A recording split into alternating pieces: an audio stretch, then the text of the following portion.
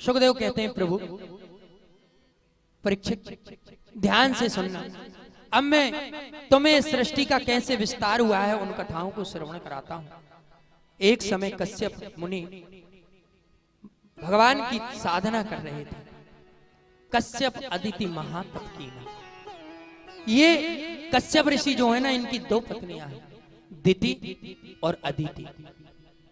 और दिति से दैत्य और अदिति से देव। एक बार महाराज कश्यप सायंकालीन की बेला में अपनी कुटिया में पधारे। अब जैसे ही कुटिया में प्रवेश करे तो उनकी पत्नी दिति कहने लगी, स्वामी मुझे संतान चाहिए। कश्यप मुनि कहने लगे, देवी ये सायंकालीन की बेला है, सूर्य अपने अंतिम चरणों में है और इस समय तुम्हारा ये चर्चा करना धर्म के विरुद्ध है। जानती हो देवी, सायंकालीन के समय 5 कार्य वर्जित है। पहला कार्य, कभी द्वार पर नहीं बैठना चाहिए, दहली पर कभी नहीं बैठना चाहिए, पहला।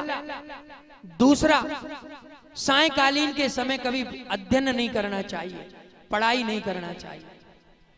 और तीसरा, शाम के समय कभी भोजन नहीं करना चाहिए। और चौथा, शाम के समय कभी विश्राम नहीं करना चाहिए, सोना नहीं चाहिए। और 5वां, कभी मैथुन क्रिया नहीं करना चाहिए, संसर्ग नहीं करना चाहिए।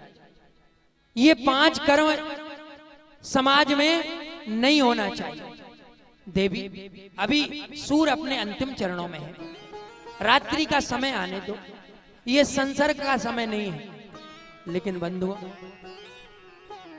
4 हट है संसार में, राज हट, बाल हट, योग हट और नारी हट, जैसे त्रिया हट बोलते हैं। ये हट कर गई दिति कि प्रभु हम नहीं जानते, हमको तो संतान चाहिए। अब स्वयं कश्यप मुनि समझ गए ये तो प्रभु की लीला है, हरि इच्छा। देवी बोले, चल अगर आज तुझे संतान की इच्छा है तो मैं तुझे संतान तो दूंगा, लेकिन तेरे गर्भ से जो संतान होगी वो दैत्य संतान होगी, दुर्बुद्धि वाली संतान होगी। कभी भी नीति के विरुद्ध संसर्ग करने से सत्कर्मी संतान का सृजन नहीं हो सकता। अगर गर्भ धारण के समय आपकी पवित्रता होगी, भगवान से प्रार्थना होगी, मंदिर के दर्शन होंगे और सदैव सत्वृत्ति से गर्भ धारण होगा तो निश्चित एक अच्छी संतान का जन्म होगा। जिस तरह अच्छी फसल पैदा करने के लिए हम अच्छे से अच्छा कीटनाशक अपने उपयोग में लेते हैं, वैसे ही अच्छी संतान का अगर हमें सृजन करना है तो धार्मिक वृत्तियों का भाव होना चाहिए। गर्भ धारण के समय स्त्री को अधिक से अधिक भगवान की चर्चाओं को करना चाहिए। उससे उसके लहू में पल रहे, गर्भ में पल रहे उस बच्चे का, उसके लहू से जो विकास होता है उससे उसके विचारों में पवित्रता, सत आचरण का समावेश होता है। यही सत आचरण उसके विकास का कारक होता है। आज कश्यप मुनि कहने लगे, देवी अगर तूने हट पकड़ लिया है तो उन्होंने उनकी इच्छा को पूरा किया और संसर्ग हुआ। आगे जो वर्णन आया है वह वर्णन है जय और विजय का। ये जो तारतम्य चल रहा है, ये सिस्टम जो बना हुआ है, ये कथाओं का जो अनुपम संग्रह है, वो जीवन में एक दिव्य प्रकाश को देने वाला है। भगवान के घर के 2 द्वारपाल हैं, ध्यान पूर्वक सुनना। भगवान के घर में रहने वाले 2 द्वारपाल हैं, इनका नाम है जय और विजय। ये भगवान के द्वार पर भगवान के द्वार की रक्षा करते हैं। आज भगवान के द्वार पर 4 लोग आ गए। कौन? सनक सनंदन सनत कुमार। अब जैसे ही ये वैकुंठ में पहुंचे हैं सनक सनंदन सनत कुमार, तो द्वारपाल वहां खड़े हुए हैं। ये तो स्वयं नारायण के अवतार हैं। तो भगवान के द्वार पर कभी ब्राह्मणों को और संतों को रोका नहीं जाता। भगवान के द्वार के कपाट ब्राह्मण और संत के लिए सदैव खुले हुए हैं। आज द्वारपालों ने ये सोचा ये कैसे प्रवेश कर जाएंगे, हम पहले भगवान से पूछ कर आएंगे। जैसे ही सनकादिक कुमार पहुंचे हैं भगवान के द्वार पर, तो द्वारपालों ने इन्हें रोक दिया।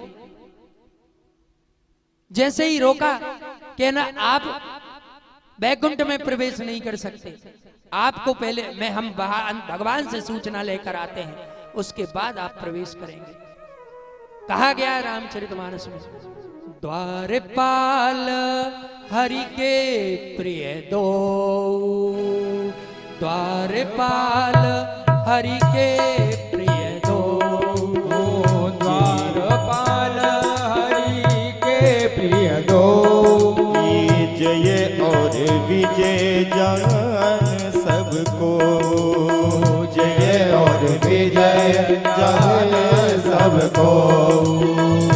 द्वारपाल हरि के प्रिय दो, द्वारपाल हरि के प्रिय दो, द्वारपाल हरि के प्रिय दो, द्वारपाल हरि के प्रिय दो।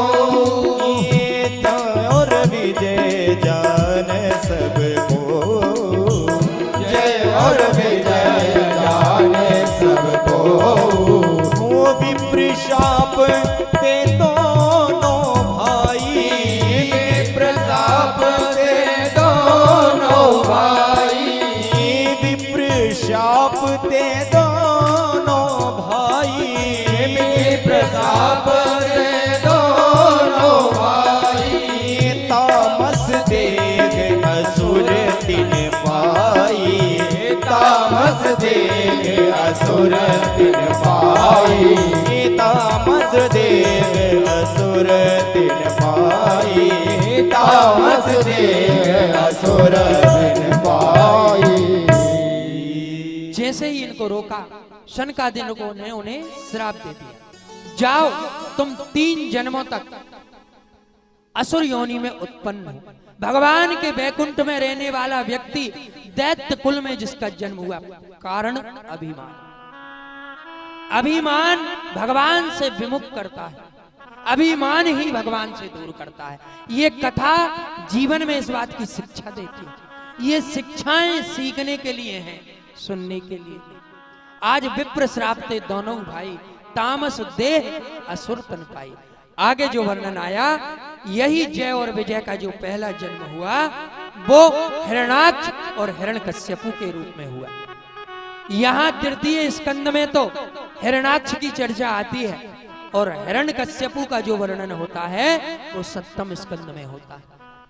आज सुखदेव जी कहते हैं, परीक्षित, जिस समय ये भूमि रसातल में पड़ी हुई थी, ये भूमि जब जलमग्न थी, पूरी की पूरी पृथ्वी पर जल फैला हुआ था और पृथ्वी रसातल में चली गई थी, और भगवान के अंतःकरण में यह भाव प्रकट हुआ सृष्टि का सृजन हो। तो उस समय भगवान ने वाराह का अवतार धारण करके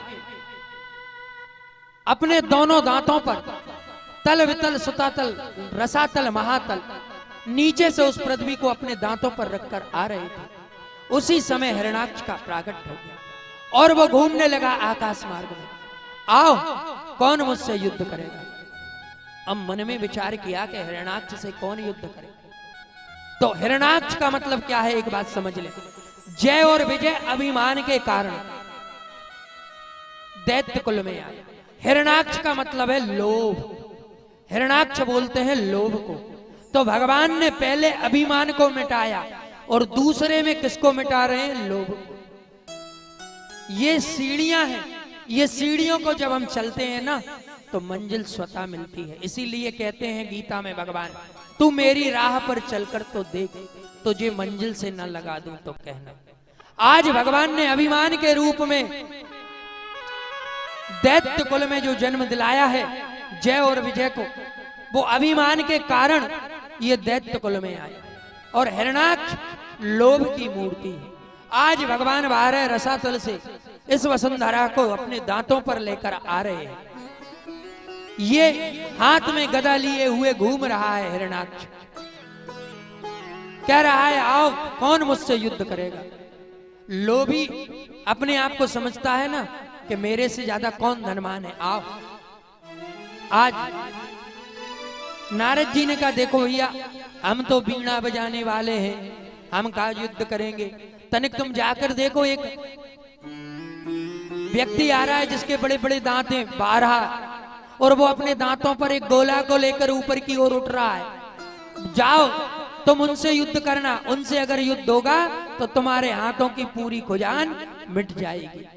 जैसे ही भगवान ने ये कहा नारद जी ने तो हिरणाक्ष आ गया और भगवान वारे के सामने आकर के कहता है मुझसे युद्ध करो।